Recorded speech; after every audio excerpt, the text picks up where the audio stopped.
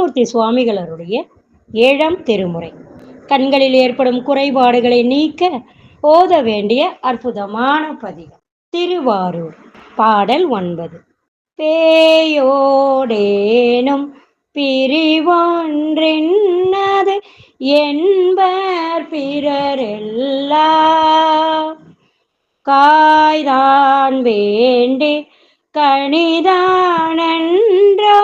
கருதி கொண்ட கால் நாய்தான் போல நடுவே திரிந்தும் உமக்காட்பட்டோர்க்கு வாய்தான் திரவி திரு ஆரூரில் வாழ்ந்து போவீரே. பாடலின் பொருள்.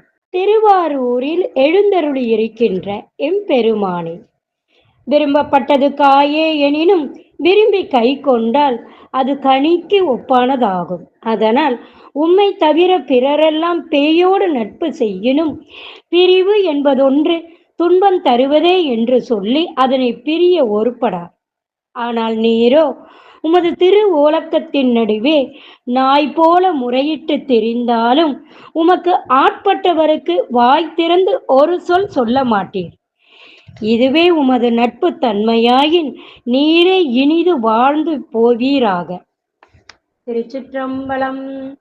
நாடுடைய சிவனே போற்றி, என் ஆட்டவர்க்கும் இறைவா போற்றி.